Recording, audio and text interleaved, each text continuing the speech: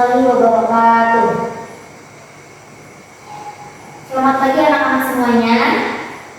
Alhamdulillah pada pagi hari yang cerah ini kita masih diberi kesempatan untuk bisa menghadiri kelas ya, bisa menghadiri kelas secara bersama-sama dalam rangka mencari ilmu. Nah, mudah-mudahan apa yang kita lakukan pada hari ini bisa diberkahi oleh Allah Subhanahu wa taala. Amin ya Allah ya rabbal alamin. Nah, sebelumnya alangkah baiknya jika kita memulai pembelajaran dengan membaca doa terlebih dahulu. Nah, untuk itu silakan semuanya siap-siap untuk membaca doa ya. Dan untuk itu kepada ketua kelas boleh dimulai membaca doanya.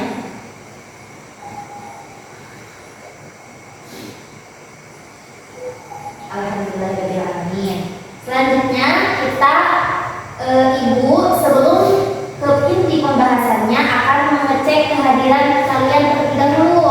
Siapa tahu ada yang masuk ya. Baik. Baik, kita dulu.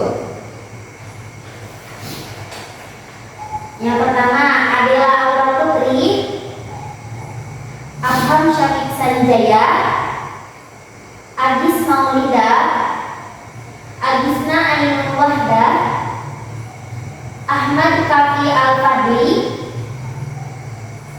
Dian Erlin Nur Habibo, Khiaratul Niswa, Kholija, Lintang Putri, M. Akil Syati, M. Tiggi Al-Fariji, Maura Giansa, dan yang terakhir Raisa Vivi. Alhamdulillah. Berarti semuanya ada ya.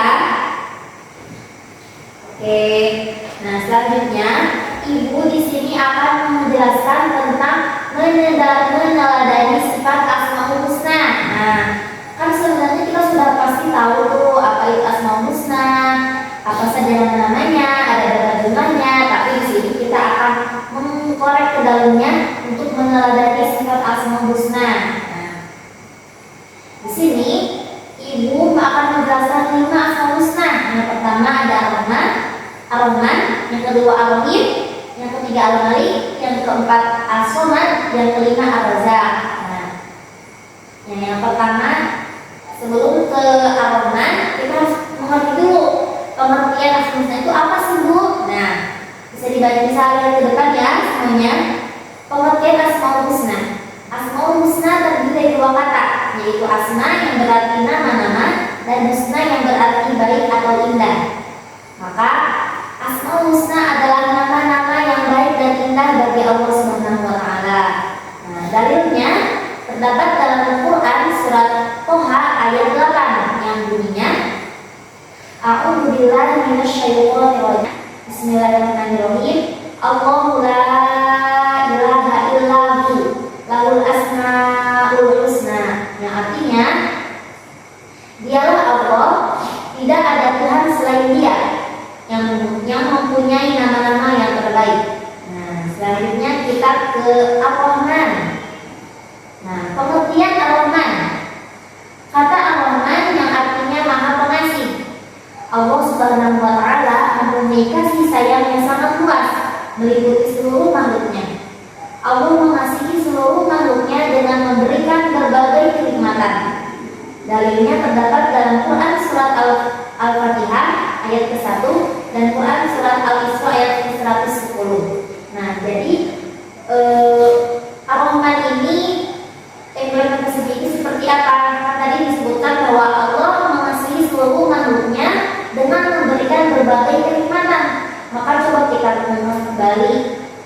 Kita kadang tidak sadar gitu ya. Bahkan kita bisa hidup kembali, kita bisa bernapas aja itu adalah suatu kenikmatan bagi kita, dan itu sangat banyak sekali orang yang tidak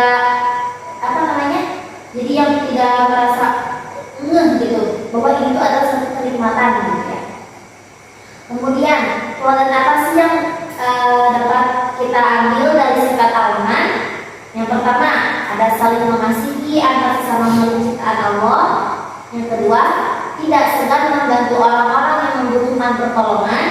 Yang ketiga, hidup penuh kasih sayang kepada keluarga, tetangga, teman.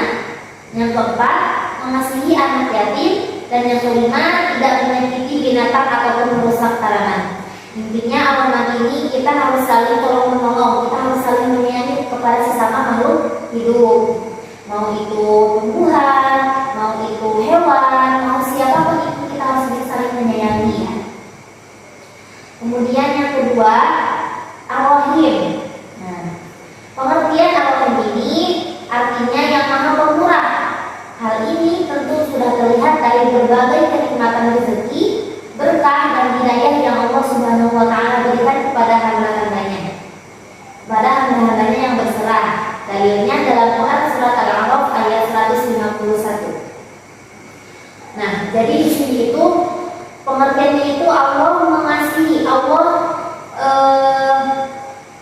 menyayangi gitu kepada setiap hambanya tanpa mengenal, tanpa melihat, tanpa pandang bulu, mau dia itu orang kaya, mau dia itu orang miskin, mau dia itu orang dewasa, orang kecil, atau mau dia itu dari ras manapun, tidak dilihat, tidak dipandang. Jadi di sini Allah sangat menyayangi dan menyayangi setiap hambanya tanpa pandang bulu. Ya. Kemudian sifat apa sih yang dapat kita teladani dari Ar-Rahim ini? Nah, yang pertama ada menyayangi manusia tanpa peduli ras, agama atau bangsa, yang tadi dijelaskan. Yang kedua, menyayangi hewan dan tidak menganiaya makhluk ciptaannya tersebut. Yang ketiga, menyayangi lingkungan, dan yang keempat, menyayangi tumbuhan. Nah, dapat dipahami ya. Kemudian yang ketiga, Al-Malik. Nah, pengertiannya, kata Al-Malik secara umum diartikan raja atau penguasa. Kata Al-Malik terdiri dari huruf mim, lam, dan kaf yang rangkaiannya mengandung arti kekuatan dan kesohihan. Imam Al-Ghazali menjelaskan arti Al-Malik ialah dia yang tidak butuh pada sesuatu dan dia adalah yang dibutuhkan. Dia adalah penguasa dan pemilik secara mutlak segala hal yang ada di muka bumi ini. Nah, dalilnya itu terdapat dalam Quran surat Al-Mu'minun ayat 116. Nah, di sini kita dapat mengambil kesimpulan bahwasanya Allah itu maha merajai segalanya. Maka tidak patut kita takut, tidak patut kita mengagung-agungkan orang lain gitu, karena sesungguhnya atau sejatinya yang patut kita agungkan, yang patut kita takuti hanyalah Allah semata.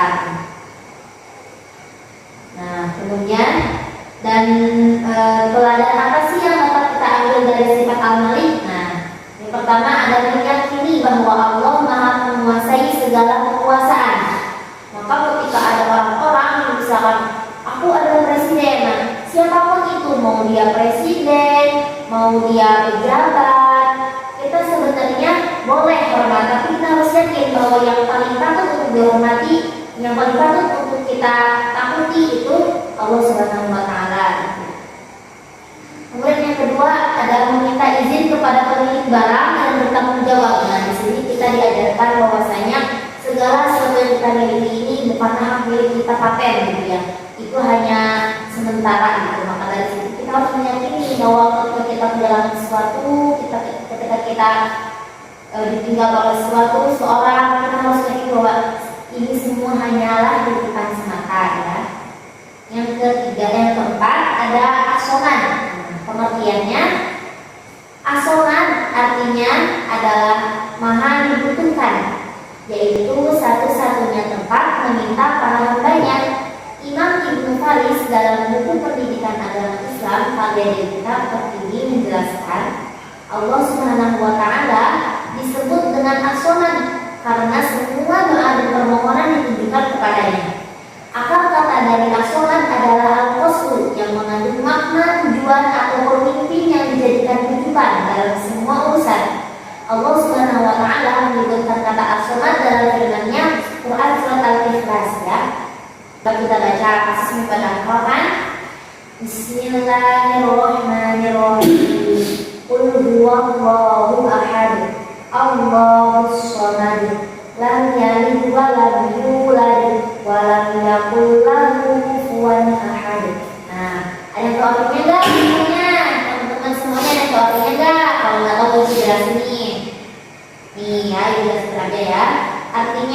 Wallahu ahad artinya apa? Katakanlah Muhammad, dialah Allah yang Maha Esa. Allahus Shomad, Allah tempat meminta segala sesuatu. Lam yalid wa lam yulad, Allah tidak beranak dan tidak pula diperanakan. Walam yakul lahu kufuwan ahad, dan tidak ada sesuatu yang setara dengan Dia. Maka dari sini bisa diambil kesimpulan bahwasanya ketika kita berdoa atau ketika kita meminta segala sesuatu yang tentunya harus dan pastinya hanya satu, kepada siapa? Kepada Allah, kepada Allah Subhanahu wa taala ya. Maka di sini kita harus benar-benar menghadirkan Allah dalam diri kita gitu. Kita harus ketika kita sedih, ketika kita merasa ya Allah gitu kayak ada apa gitu, nah kita minta jangan ke orang lain, tapi kepada siapa? Kepada Allah gitu, karena sebenarnya hanya Allah lah yang dapat menolong kita gitu ya. Kemudian sifat apa saja yang bisa diambil dari as-Shomad ini?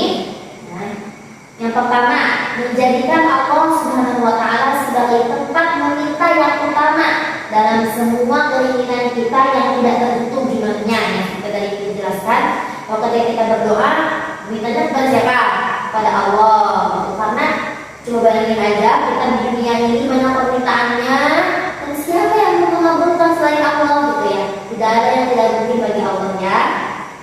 Yang kedua, berusaha menjadi orang bermanfaat bagi orang lain dalam kehidupan sehari-hari. Yang ketiga, berusaha membantu teman di sekolah ataupun keluarga di rumah dengan ikhlas dan tutur kata yang santun. Pada ngerti kan semuanya? Oke. Selanjutnya, ar-Razzaq. Pengertian ar-Razzaq. Kata ar-Razzaq terambil dari akar kata ro, za, dan kof. Berarti rezeki atau penghidupan. Dalam KBBI, rezeki berarti sesuatu yang dipakai untuk memelihara kehidupan, dapat berupa makanan, nafkah, dan hal lain-lainnya. Dalilnya terdapat dalam Quran surat Az-Zariyat ayat 58. Nah, di sini kita bisa mengambil kesimpulan bahwasanya hanya Allah lah yang bisa memberi kita rezeki. Rezeki itu memang sudah ditakar oleh Allah dan tidak akan pernah tertukar ya. Kemudian sifat teladan yang apa yang bisa kita ambil dari ar-Razzaq? Yang pertama yaitu meyakini bahwa Allah Subhanahu wa taala menjamin rezeki setiap makhluknya serta berusaha mendapatkan rezeki. Dan yang kedua, saling berbagi rezeki kepada makhluk lain. Mengingat bahwa rezeki sudah ditentukan, maka janganlah kita pelit, jangan kita merasa bahwa ini rezeki saya, maka hanya saya yang bisa memakannya gitu. Enggak boleh gitu. Jadi harusnya kita saling memberi, saling tolong menolong, saling bersedekah, karena itu ada perbuatan yang baik. Nah, oke. Nah, sudah sampai semuanya. Sifat teladan apa yang dapat kita ambil dari Ar-Rahman, Ar-Rahim, Al-Malik, As-Shomad, dan Ar-Razzaq?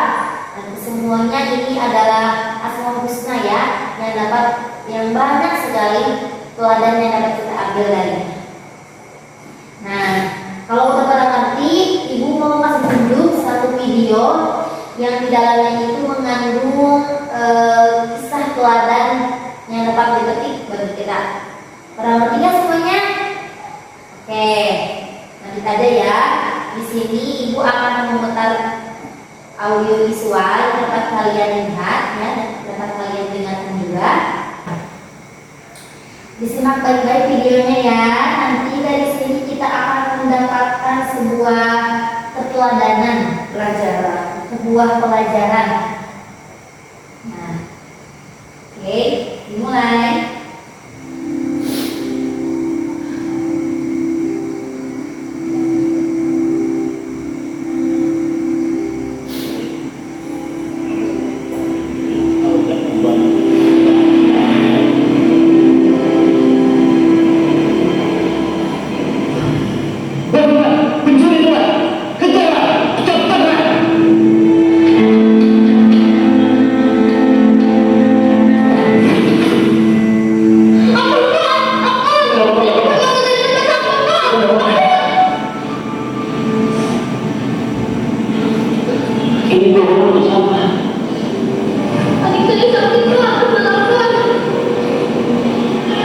Yuk sini depan dulu.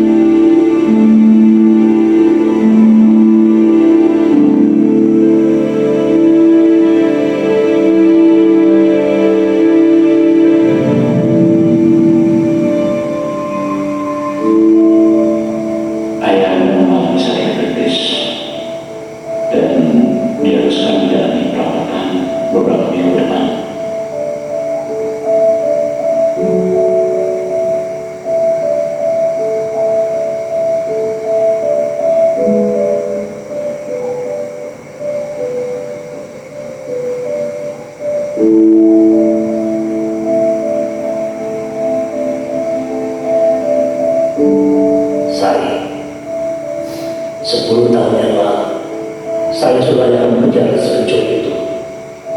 Justru ayah kamu tolong membela dia. Dari situ akhirnya saya memutuskan untuk juga bisa kita kamu dan ayah kamu. Ayah kamu itu sangat baik.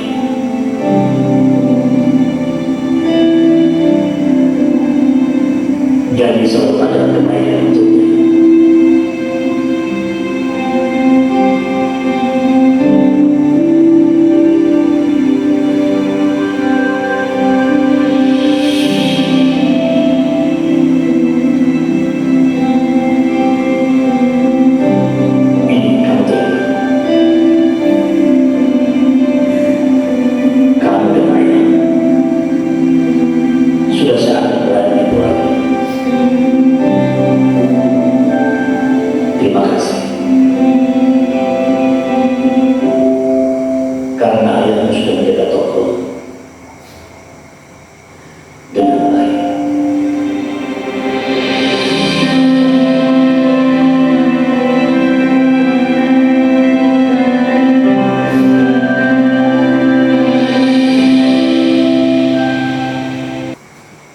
Baik anak-anak, nah hikmah apa yang dapat bisa kita ambil dari video tersebut?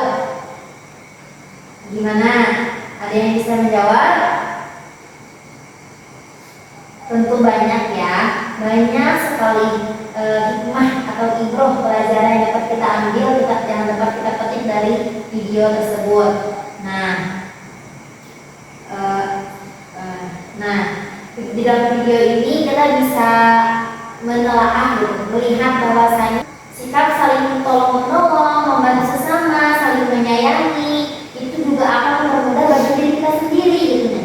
Itu juga akan menjadikan kita semakin dekat, semakin mempererat persaudaraan. Selain itu, kita juga akan mendapatkan kenikmatan kita sendiri, gitu ya.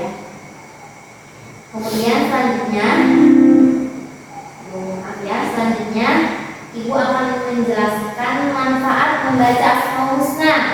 Nah, banyak sekali ya teman-teman bisa dilihat. Yang pertama, apa sih manfaat kita membaca Asmaul Husna? Yang pertama adalah mengenal siapa Allah Subhanahu wa Ta'ala. Yang kedua, bertambahnya iman. Yang ketiga, mengenal kebesaran Allah. Yang keempat, menjauhi dari kekafiran. Yang kelima, semakin bertambahnya ilmu pengetahuan. Yang keenam, bersyukur akan nikmat Allah. Yang kedelapan, takut akan siksaan Allah. Yang kesembilan, senantiasa mengingat hukum atau aturan Allah. Dan yang terakhir, termotivasi mencari ridho Allah. Wah, dapat dipahami? Oke. Yang terakhir, hikmah mempelajari Asmaul Husna. Nah, ada banyak juga. Yang pertama, agar doa dan hajat keinginan kita lebih mudah terkabul. Nah, ibu mau cerita. Dulu ibu pernah dikasih apa ya, intinya diberitahu sama guru ibu dulu ya, bahwasanya ketika kita berdoa itu alangkah lebih baiknya kita memulai dengan membaca Asmaul Husna. Barangkali hanya 3 husna juga tidak apa-apa, yang penting kita bisa membacanya gitu ya sebelum berdoa. Nah anak-anak, mari kita sama-sama mendengarkan dan mengikuti lantunan Asmaul Husna ini ya. 1, 2, 3, ibu nyalakan.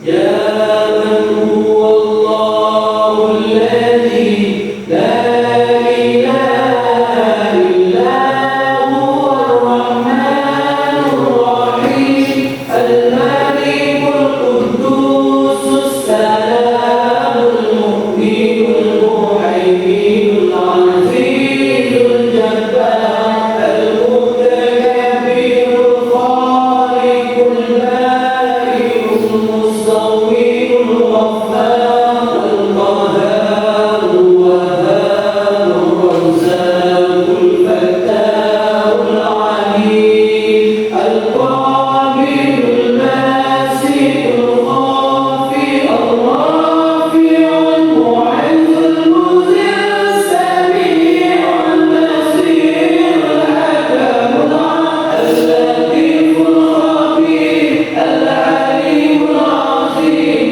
al-ghafurul syakur al-aliyyul kabirul hafizul mubin al-hasibul jalil al-karimur raqibul mujibul wasi'ul hakimul wadudul majidul ba'ithul syahid al-haqqul wakil al-qawiyul matin al-waliyul hamid al-muhsil mubdi'ul mu'in al-muhyil mumit al-hayyul qayyum al-wajid al-majid al-wahid as-samad al-qadir al-muqtadir al-muqaddim al-mu'akhir al-awwal al-akhir al-zahir al-batin al-wali al-muta'al al-bar al-tawwab al-muntaji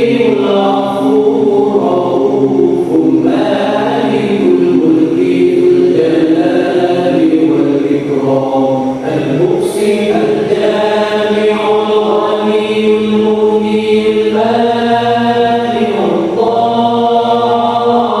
الضار النافع النور الهادي البديع الباقي الوارث الرشيد الصبور الذي ليس كمثله شيء وهو السميع البصير اللهم صل أفضل الصلاة على أسعد المخلوقات كسيدنا محمد وعلى آله وصحبه وسلم عدد معلوماتك ومداد كلماتك كلما ذكرك الذاكرون وغفل عن ذكر الغافلون.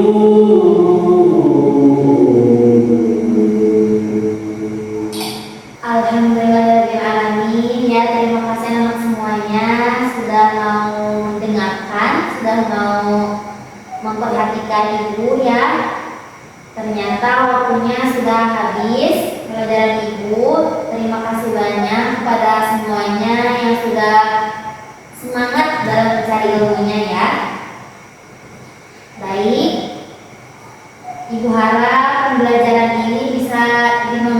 dan dipahami oleh anak semuanya sehingga kita bisa mengambil pelajaran dari pelajaran ini ya.